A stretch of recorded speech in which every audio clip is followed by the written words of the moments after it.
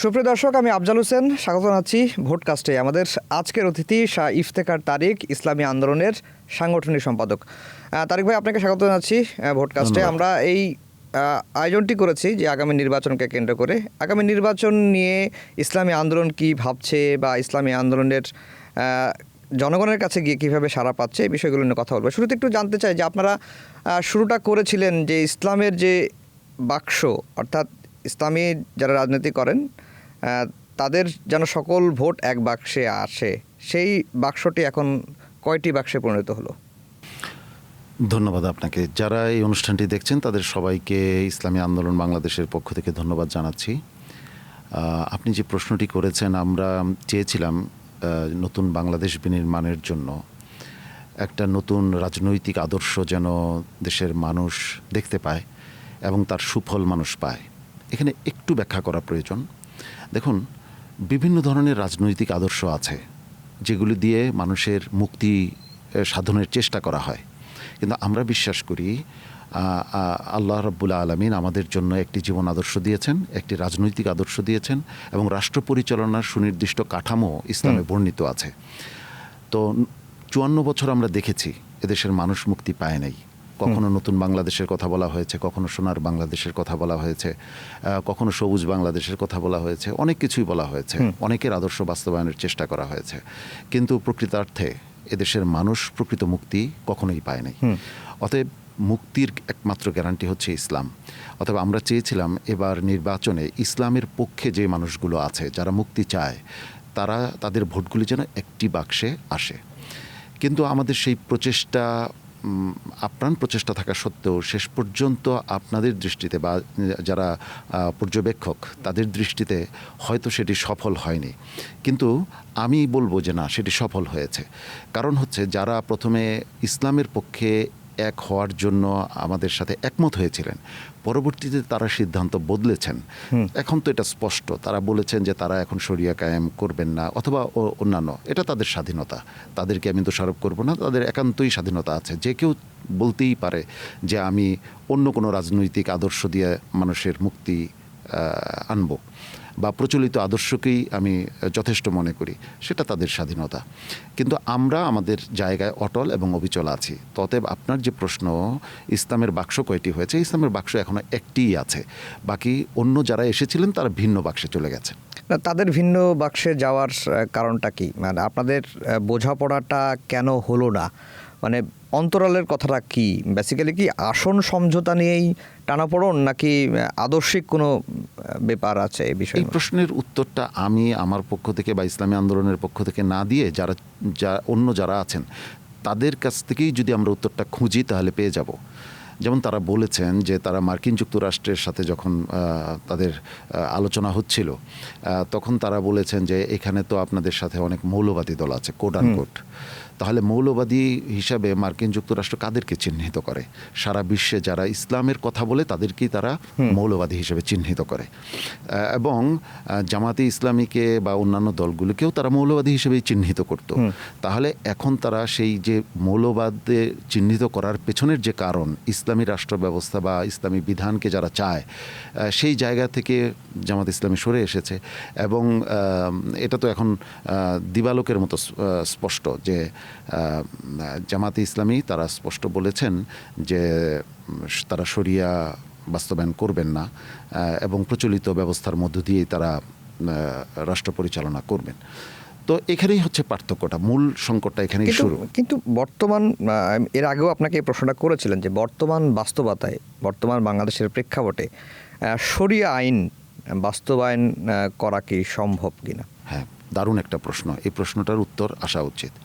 দেখুন, বর্তমান সময় শুধু নয়, রাসূল সাল্লাল্লাহু আলাইহি ওয়াসাল্লামের সময় থেকে একেবারে কিয়ামত পর্যন্ত সব সময়ের জন্য শরিয়া আইন বাস্তবায়ন সম্ভব। কারণ মহান রাব্বুল আলামিন অসম্ভব একটা জিনিস কোনো মানব জাতির জন্য দিয়েছেন, এটা বিশ্বাস করতেই পারি না, এটা ইমানই থাকবে না। সব সময়ের জন্য এটা প্রযোজ্য, সব সময়ের জন্য আধুনিক, সব সময়ের জন্য এটা সংকট মোকাবেলার জন্য সর্বোত্তম হাতিয়ার, এটা আমরা বিশ্বাস করি।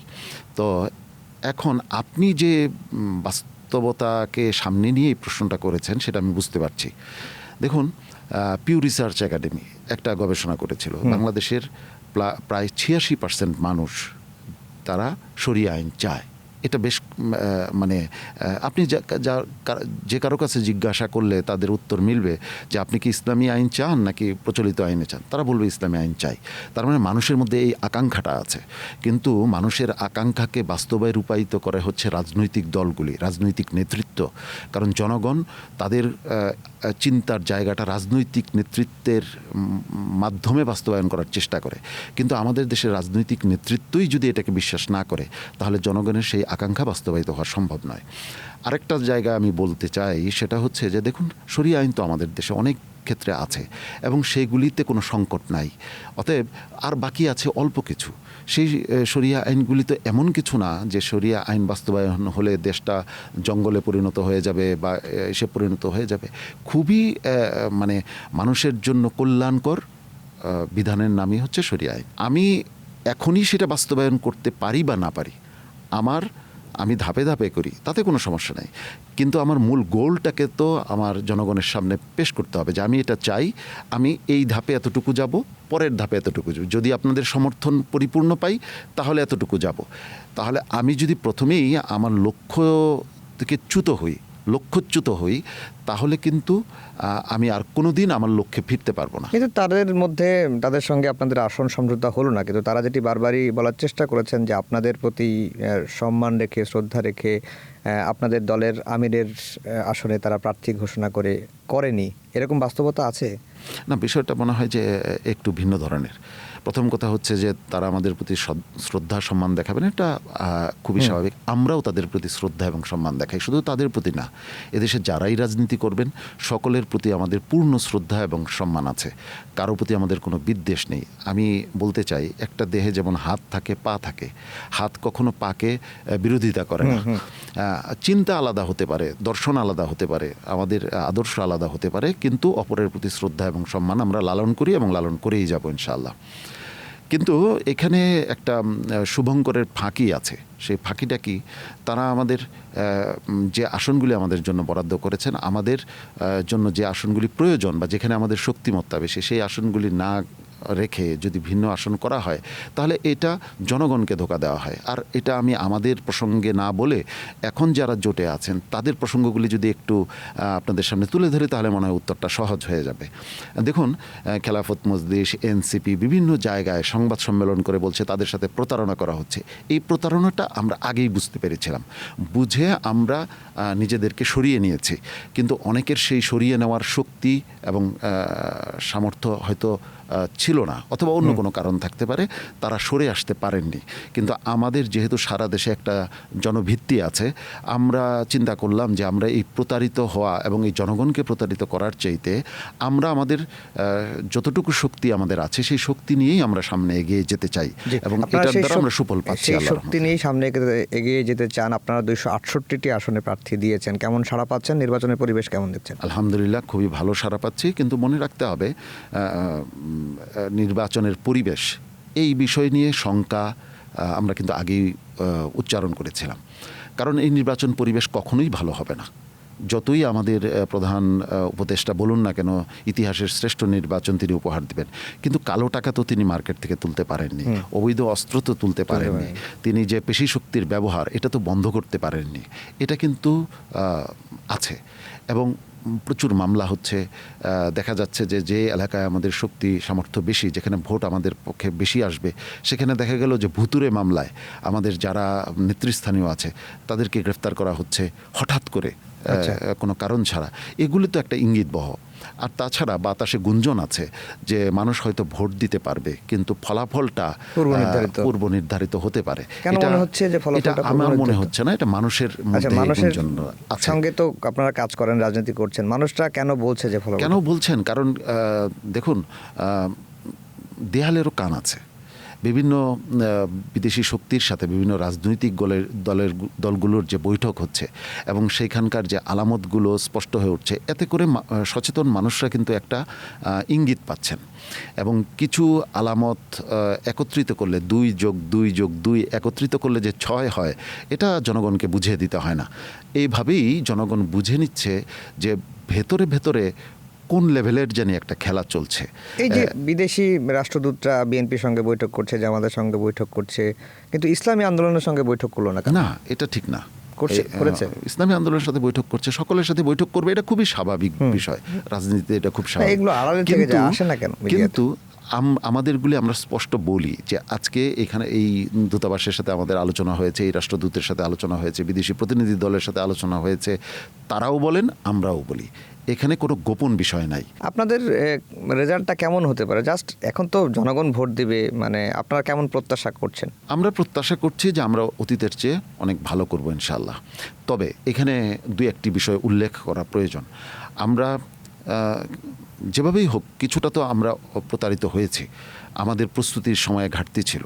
না হয় আমাদের সারা দেশে জনশক্তি আছে, সারা দেশে কমিটি আছে, একেবারে ওয়ার্ড পর্যায় পর্যন্ত, ইউনিট পর্যায় পর্যন্ত আমাদের কমিটি আছে। আমাদের প্রত্যেকটি আসনেই প্রার্থী দেওয়ার কথা, কিন্তু আমরা একেবারে শেষ মুহূর্তে যখন আমাদের সিদ্ধান্তটা নিতে হয়েছে, তড়িঘড়ি করে আমরা মনোনয়নপত্র দাখিল করতে হয়েছে।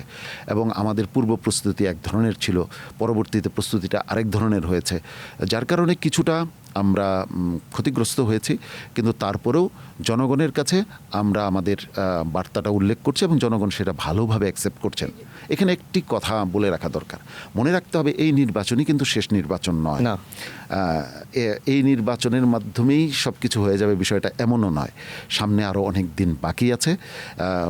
এমনও কথা তো আপনারাও বলছেন, অনেকেই বলছেন নির্বাচন এবার যদি সব কিছু ঠিকঠাক মতো হয়ও, নির্বাচন কি 5 বছর পরই হবে নাকি এর আগেও মধ্যবর্তী নির্বাচন হতে পারে, এই নিয়েও কিন্তু গুঞ্জন আছে। তো আমরা সব কিছুর জন্যই প্রস্তুত আছি এবং আলহামদুলিল্লাহ আমরা ভালোভাবে এগিয়ে যাচ্ছি। এই যে আপনারা প্রতারিত হয়েছেন বা ক্ষতিগ্রস্ত হয়েছে এই জোটের আলাপে গিয়ে, তো আপনারা যখন বের হয়ে গেলেন তখন আপনাদেরকে নিয়ে অনেকেই নানা রকম মিমস করছে যে জামাত, বিশেষ করে জামাতের যারা অনলাইন অ্যাক্টিভিস্ট বা সামাজিক যোগাযোগ মাধ্যমে যারা লেখালেখি করেন বা অনেক মিমস তৈরি করেন, তারা বলছেন যে জামাত আসলে চর্ম রোগ মুক্ত হলো। এটি আপনারা কিভাবে নেন? খুব ভালোভাবে এনজয় করি, কারণ হচ্ছে দেখুন, যারা অশালীন বা অশোভন ভাষায় কোনো কিছু করেন, এতে আমাদের কোনো ক্ষতি হয় না। যারা নিরপেক্ষ মানুষ, যারা শুভ চিন্তার মানুষ, সুস্থ চিন্তার মানুষ, তারা বিবেচনা করেন যে কারা কোন লেভেলে নেমেছে, এবং এটা আমাদের জন্য ইতিবাচক। আমরা ইতিবাচক পন্থায় অগ্রসর হতে চাই, কারণ আমরা একটা মূলনীতিতে বিশ্বাস করি, নেতিবাচকতা দিয়ে ইতিবাচকতা প্রতিষ্ঠিত হয় না। অতএব যারা নেতিবাচকতা করছেন তাদের জন্য আমাদের শুভকামনা রইল, তারা আরও বেশি বেশি এটা যদি করেন আমাদের জন্য এটা ভালো হবে। এবং আমাদের পক্ষ থেকে আমাদের কঠোর বার্তা, আমাদের পক্ষ থেকে কেউ যেন এর পাল্টা তাদের মতো তাদের লেভেলে নেমে যেন কেউ কোনো প্রচারণা না। আমরা শেষের দিকে চলে এসেছি। দুটি প্রশ্ন। প্রথম প্রশ্নটি হচ্ছে যে এইবারের নির্বাচনে রাজনৈতিক দলগুলো আগে থেকে নানা রকম পরিকল্পনার কথা বলছিল, দেশ গড়ার কথা বলছিল। বিএনপি 31 দফা দিয়েছে, জামাত দিয়েছে, আপনারাও নানা রকম পরিকল্পনার কথা বলছেন যে ক্ষমতায় গেলে আপনারা দেশের এই সংস্কারগুলো করবেন। কিন্তু আমরা নির্বাচনী প্রচারণায় নেমে দেখলাম যে ধর্মটাই একমাত্র বড় কার্ড হয়ে গেল। কেন? দেখুন, আমরা কখনো ধর্মকে কার্ড হিসেবে ব্যবহার করি না। কারণ হচ্ছে আমাদের ফজর থেকে এশা পর্যন্ত, আমাদের বছরের শুরুর দিন থেকে শেষ দিন পর্যন্ত আমরা একটি আদর্শ লালন করি, সেটি হচ্ছে ইসলাম। এবং ইসলাম একটি পরিপূর্ণ জীবন ব্যবস্থা। অতএব এইটা আমরা সবসময় চর্চা করি, সবসময় বলি। কিন্তু যখন নির্বাচনের মাঠ আসে, হঠাৎ করে আপনি লক্ষ্য করবেন যারা কখনোই টুপি মাথায় দেয় না, হঠাৎ করে তাদের প্রচুর পরিমাণে টুপি পরছেন। এখানে তারা ধর্মকে আপনার ভাষায় কার্ড হিসাবে ব্যবহার করতে পারেন। কিন্তু আমরা কখনো, আমরা আগেও যেমন ছিলাম তখনও তেমন আছে, আগে আমাদের বক্তব্য যাই ছিল এখনও তো আমাদের বক্তব্য তাই। আমি একটা গুরুত্বপূর্ণ বিষয় আপনাকে এবং দর্শকদেরকে বলতে চাই, সেটি হচ্ছে আমরা বিশ্বাস করি ইসলাম হচ্ছে মানবতার মুক্তির একমাত্র পথ। অতএব ইসলামকে আমরা সবসময়ের জন্য ধারণ করি এবং ইসলামের সুমহান আদর্শ আমরা মানুষের সামনে উপস্থাপন করি এবং আশা করি ধাপে ধাপে মানুষ এটা বুঝতে পারছেন এবং একসময় আজ হোক বা কাল ইসলামই হবে এদেশের মূল রাষ্ট্রীয় আদর্শ। কিন্তু মানে যারা ধরেন সারা বছর মাথায় টুপি পরেনি, তারা নির্বাচন উপলক্ষে টুপি পরছে, এটি একটা দিক। আর যারা ধরেন সারা বছরই টুপি পরেছে, ইসলামের জীবন বিধান মেনে চলেছে, কিন্তু তারা এমন এমন কিছু কথা বলছে যেটি ইসলামের সাথে সাংঘর্ষিক, সেই বিষয়টাকে কিভাবে? একেবারেই এটাকে আমি পছন্দ করি না। অনেকেই বলছেন যে আমি নাম উল্লেখ না করেই বলতে চাই যে কবরে গিয়ে বলতে পারবেন যে অমুক মার্কায় ভোট দিয়েছেন, জান্নাতে অন্তত যেতে পারবেন, বা বিভিন্ন রকম। আমি তাদেরকে বিষোদ্গার করার আমার দুঃসাহস নাই। আমি শুধু তাদেরকে এতটুকু বলবো, এতে করে মানুষের এই সুমহান আদর্শের প্রতি আস্থা কমে যায়। অতএব মানে শুধুমাত্র নির্বাচনী বৈতরণী পার হওয়ার জন্য এই জাতীয় কথা না বলা শ্রেয়। বরং ইসলামের সুমহান আদর্শটি সুন্দরভাবে তুলে ধরলেই মানুষ ইসলামের পক্ষে। আর দেখুন, এখন তো আর ইসলামের আদর্শ সুমহানভাবে তুলে ধরার মতো আমি কাউকে ময়দানে দেখছি না। কারণ কেউই ইসলামকে তাদের এই নির্বাচনী ম্যানিফেস্টোতে তাদের পছন্দকে রাখেন নাই। একমাত্র আমরাই ইসলামের কথা বলে যাচ্ছি, আগে থেকে বলবো এবং মৃত্যুর আগ পর্যন্ত বলবো ইনশাআল্লাহ। কারণ আমরা বিশ্বাস করি একবিংশ শতাব্দী হচ্ছে ইসলামের বিজয়ের শতাব্দী। এই শতাব্দীতে সারা পৃথিবীতে আপনি লক্ষ্য করলে দেখবেন শত নিপীড়ন, শত নির্যাতন সত্ত্বেও অগ্নুৎপাতের লাভার মতো নতুনভাবে তরুণ প্রজন্ম ইসলামের জন্য জেগে উঠছে বিশ্বের বিভিন্ন প্রান্তে প্রান্তে।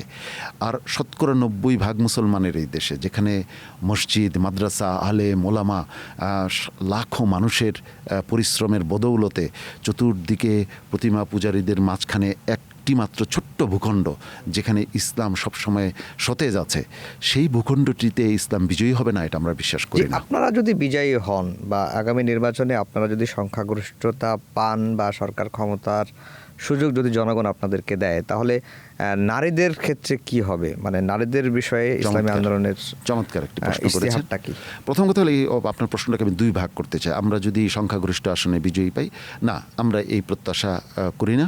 কারণ হচ্ছে আমাদের যে প্রস্তুতি, সেই প্রস্তুতির বাইরে আমরা মানে কল্পনা বিলাস করি না। আমাদের সুস্পষ্ট নীতি আদর্শ আছে। নারীরা সবচেয়ে বেশি মুক্তি পাবে ইসলামে। যে অপপ্রচার, যে মানে পাশ্চাত্যের যে পরিকল্পিত প্রচারণার মধ্য দিয়ে ইসলামকে দূরে ঠেলে দেওয়ার চক্রান্ত, সেই জায়গা থেকে সুস্পষ্টভাবে বলতে চাই, সব সময় ইসলাম নারীদের ব্যাপারে সবচেয়ে বেশি যত্নশীল।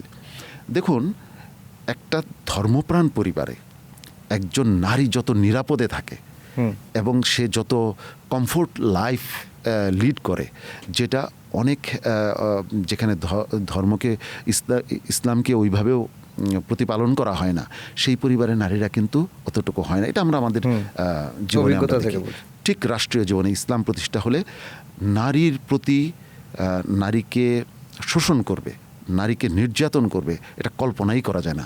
রাষ্ট্র এটাকে একেবারে সর্বোচ্চ মাত্রায় এটার ব্যাপারে প্রতিরোধ নেবে। যেমন রাসূল সাল্লাল্লাহু আলাইহি ওয়াসাল্লামের একটা চমৎকার কথা আছে, যখন ইসলাম প্রতিষ্ঠা হবে তখন এক জায়গা থেকে আরেক জায়গায় একজন নারী হেঁটে যাবে, তার দিকে একজন মানুষ চোখ তুলে তাকাবারও দুঃসাহস দেখাবে না। আমি একটা দেশের নাম উল্লেখ না করি, আমি সেখানকার একটা ঘটনা আপনাকে উল্লেখ করতে চাই। সেখানে ইসলামের বিধিবিধান কিছু চালু আছে। আমি একটা নির্জন রাস্তায় অপেক্ষা ছিলাম, দেখলাম যে কিছু তরুণ বয়সী ছেলেরা রাস্তায় আড্ডা মারছে। আমি লক্ষ্য করছিলাম আমাদের দেশের তুলনায় একটা মেয়ে ওই দিক দিয়ে হেঁটে যাচ্ছে। যে আমাদের দেশে সাধারণত কি হয়, যে একটা তরুণ বয়সের ছেলে একটু টিজ করে, একটু মজা করে। আমি দেখছিলাম যে এখানে কি ঘটে, আমি দূর থেকে এটা পর্যবেক্ষণ করছিলাম। আমি দেখলাম যে তরুণগুলি তাদের মতোই মানে যে আড্ডা দিচ্ছিল, তারা একটিবারের জন্যও সেই মেয়েটার দিকে তাকালো না। এটা কেন হয়েছে? এটা রাষ্ট্রীয় আইনের কারণে হয়েছে। ইসলাম আসলে নারী হবে সবচেয়ে বেশি নিরাপদ, নারীর নিরাপত্তা, নারীর স্বার্থ সবচেয়ে বেশি সংরক্ষিত হবে ইনশাআল্লাহ। ধরেন চাকরি বাকরি, সংস্কৃতি চর্চা, পোশাক আশাক, এই বিষয়ে প্রথম কথা হচ্ছে নারীকে, এইটা যে কোত্থেকে আসলো, নারীকে চাকরি করতে দেওয়া হবে না, এটা তো কোথাও ইসলামে লেখা নেই। বরং নারী তার চাকরির পরিবেশ অনেক বেশি নিরাপদ হবে। আমি এটা যেহেতু এই পডকাস্টে আমি এটা উল্লেখ করতেই পারি, যারা মানে নারীর স্বাধীনতা নিয়ে খুব উচ্চকিত, এমন একটি প্রতিষ্ঠানে আমি কয়েকদিন আগে গিয়েছিলাম, যেখানে নারী পুরুষ উভয়ে কাজ করেন। বিশ্বাস করবেন না, আমি লজ্জা পাচ্ছি বলতে, আমি সেখানে ওয়াশরুম ব্যবহার করেছিলাম। হুম একটা বাংলাদেশের স্বনামধন্য প্রতিষ্ঠান, হুম যেখানে চাকচিক্যের কোনো অভাব নেই এবং মার্জিত প্রতিষ্ঠান, সেখানে ওয়াশরুমের প্রতিটি দেয়ালে নারীকে যেভাবে অপমান করা হচ্ছে, যে অশ্লীল এবং নোংরা ভাষায়, এটা হচ্ছে বাস্তব রূপ। উপরে দেখায় এক, ভিতরে নারী হয় নির্যাতিত।